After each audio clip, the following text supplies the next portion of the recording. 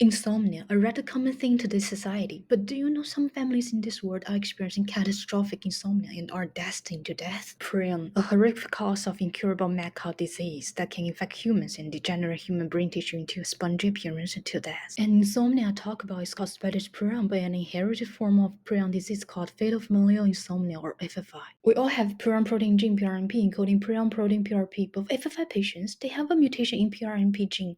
A healthy normal cellular prion protein PRPC is misfolded into a scripty prion protein PRPSC. This misfolded protein propagates in a domino-like effect, spreading directly from one neuron to another, just like how zombies infect humans anywhere in a city, and then finally we are all zombies and no longer humans. Savannah was the first FFI patient reported in last century.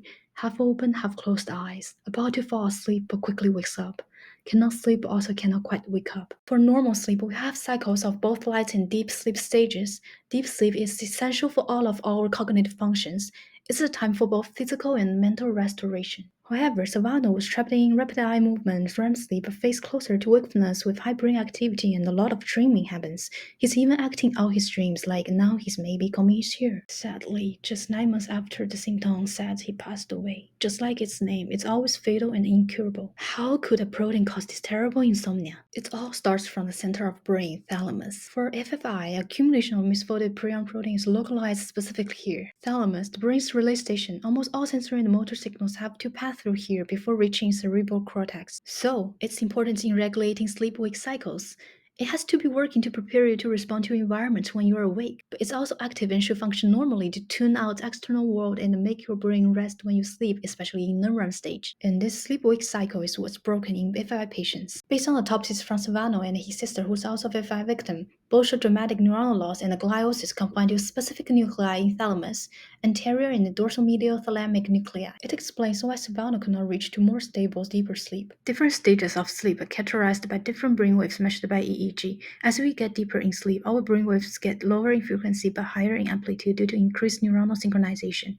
Delta wave, lowest in frequency, highest in amplitude, is the slowest wave. It's hallmark of non-REM stage 3, aka slow wave sleep. EEG waveforms named sleep spindles and K complexes start from non-REM stage 2. They're generated through interactions between thalamus and the cortex for sensory gating, reducing flow of sensory activity to reach cortex, so we won't be easily awakened by external stimuli. For a typical 8-hour sleep, it cycles through 4 stages for about 5 cycles from non-REM stages 1 to 3 to REM stage. However, here are sleep study results from FI patients. Compared to sleep cycles in healthy control, FI patients show severe sleep fragmentation where they frequently fluctuate between wake and sub-wakefulness stage, namely non-REM 1 or REM stage. And their sleep is missing physiological EEG patterns of sleep, including spindles, K complexes, and delta activity. Surprisingly, from prion protein misfolding to selected thalamus damage, then final insomnia phenotypes, the single gene single protein disorder FFI became a valuable model disease for sleep study. It offered very early natural human evidence, emphasizing the thalamus as an essential player in regulating sleep, which is unknown today.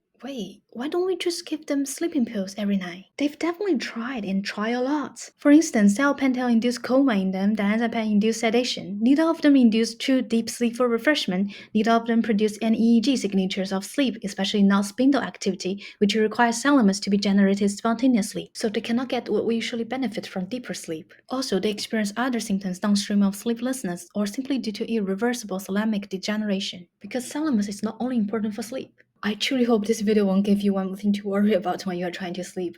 Please rest assured, because AFI is caused by an inherited genetic mutation, but I must tell you, it also happens sporadically when prion protein just misfold randomly, but both types are rare. Then why should we bother knowing all this? Firstly, fatal insomnia patients are frequently misdiagnosed as other neurodegenerative diseases.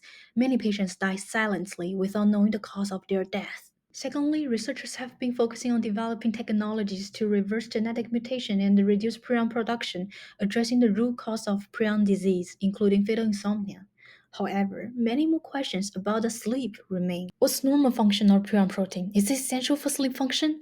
Why FFI causes insomnia? Is it due to neuronal loss of thalamus, loss of normal prion protein function, or gain of abnormal function of misfolded prion protein? Prion is a quite unusual factor to consider for sleep disturbance, unlike common or classic factors we tend to think about, such as neurotransmitter imbalance, hormone changes, stress, caffeine, etc. Therefore, it gives some new perspective for researching and understanding the mechanisms underlying sleep and disrupted sleep. Lastly, please don't sacrifice your sleep when you still have a chance to sleep and decide when you want to sleep. Hope you will have wonderful dreams tonight.